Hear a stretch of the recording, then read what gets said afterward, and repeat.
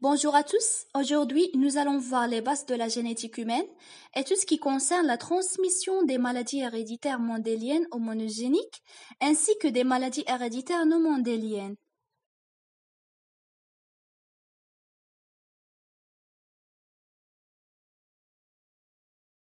Comme vous savez tous, la génétique est la science de l'hérédité. Elle étudie les caractères héréditaires des individus, leur transmission au fil des générations et leurs variations, c'est-à-dire mutations. La génétique s'intéresse à tous les êtres vivants, prokaryotes ou eucaryotes. Les virus possèdent également un patrimoine génétique sous forme d'ADN ou d'ARN. Voilà des symboles utilisés pour la réalisation d'un arbre généalogique.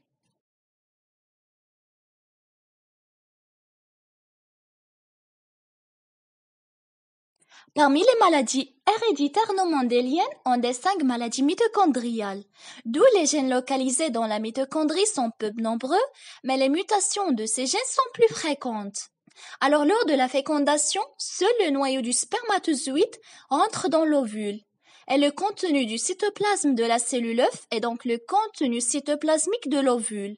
C'est pourquoi toutes les mitochondries d'un individu lui viennent de sa mère.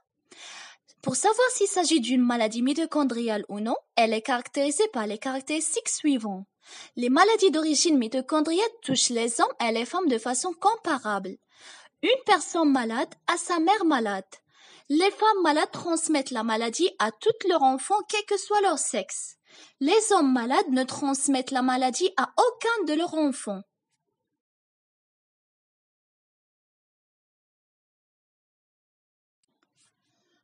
À propos de la transmission des maladies héréditaires, on distingue maladies autosomales dominantes. Dans ce cas, il suffit qu'un seul allèle mute pour que la maladie apparaisse.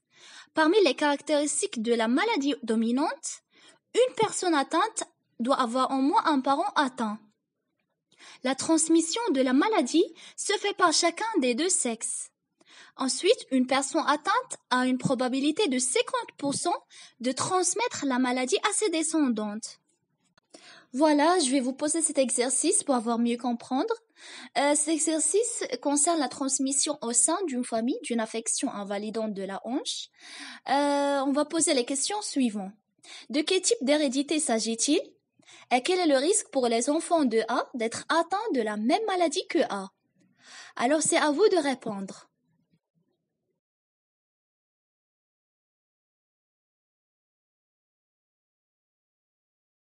Alors, j'espère que vous avez trouvé les réponses. Pour la première réponse, il s'agit d'une hérédité autosomique dominante, car si on observe, on trouvera qu'une personne atteinte a un parent atteint et que la maladie touche principalement les deux sexes, mâle et femelle. Et pour la deuxième réponse, on symbole la maladie ou bien l'affection invalidante de la hanche par grand A et les individus sains par petit a. Alors, d'après ce tableau de croisement, on croise les gamètes mâles avec les gamètes femelles. Quand vous savez que les hétérozygotes grand A petit a sont malades et que les homozygotes petit a sont porteurs sains. Alors, d'après les résultats, on trouve que la probabilité que les enfants de A d'être atteints est de 50%. Dans le cas de la maladie autosomique récessive, la présence de deux allèles mutés du gène est nécessaire pour que la maladie se manifeste.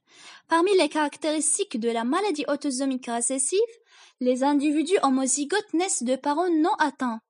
Les parents sont de porteurs non atteints, les deux sexes sont atteints, les malades sont homozygotes.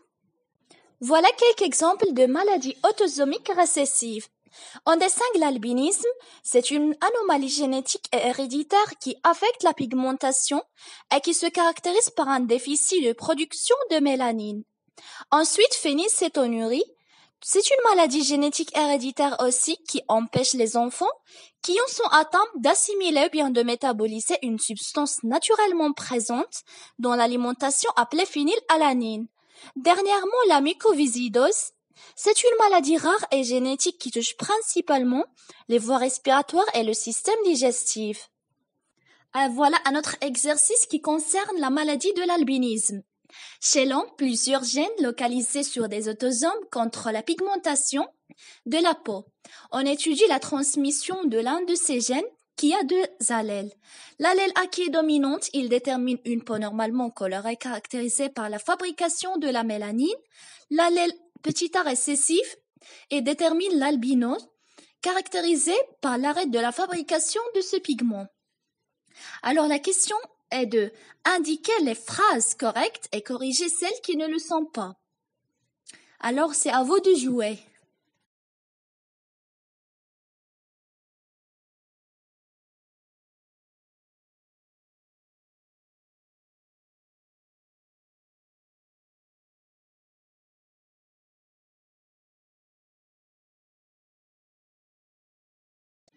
Une maladie génétique est dite de transmission dominante liée à X quand le gène anormal est sur le chromosome sexuel X et quand la présence d'un seul gène anormal est suffisante pour que la maladie s'exprime chez un garçon et chez une fille.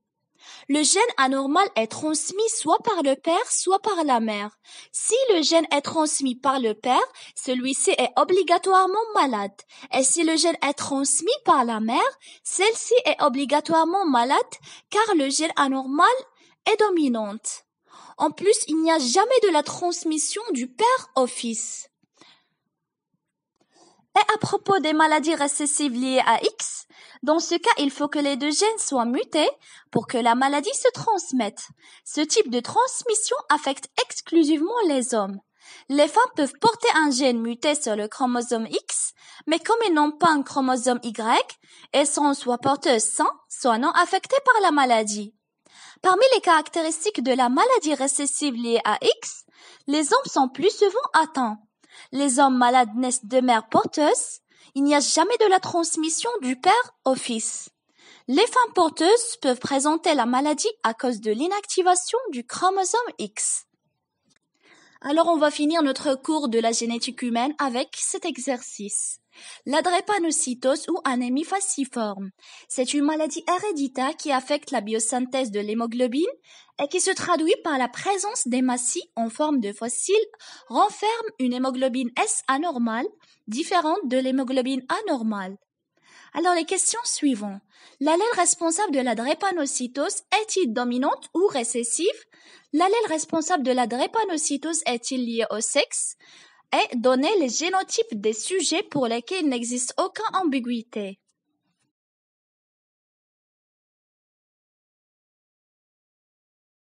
Alors, comme réponse de la première question, si on considère que l'allèle était dominante, on aura vu que l'un des parents sont atteints. Mais ici, on peut déduire que l'allèle responsable de la drépanocytose est récessive, car les personnes atteintes ont des parents non atteints. Si on considère que l'allèle responsable était lié au sexe, elle serait portée par le chromosome X et la troisième génération 1 qui est malade serait obligatoirement homozygote. Alors puisque nous venons de voir que l'allèle est récessif, cela est impossible car son père ne présente pas de maladie. Nous pouvons donc déduire que la drépanocytose est une maladie autosomique récessive. Pour la troisième question, sachant maintenant que l'allèle est récessif et non lié au sexe, nous pouvons déduire les génotypes suivants. Pour la première génération 1 et 2, ils sont hétérozygotes, c'est-à-dire portent un allèle normal et un allèle anormal, puisqu'ils ont un enfant malade. Pour la première génération 3 et 4, ils sont également hétérozygotes pour la même raison. Et pour la deuxième génération 1, ils sont homozygotes puisqu'ils sont malades et comme l'arbre généalogique montre. Pour la deuxième génération 2 et 3, ils sont hétérozygotes puisqu'ils ont un enfant malade. Et pour la deuxième génération 4, ils sont homozygotes puisqu'ils sont malades. Pour la deuxième génération 5, ils peuvent être soit homozygotes, soit hétérozygotes en fonction de ce qu'ils ont reçu de ses parents. Et pour la troisième génération 1, elles sont homozygotes puisqu'ils sont malades.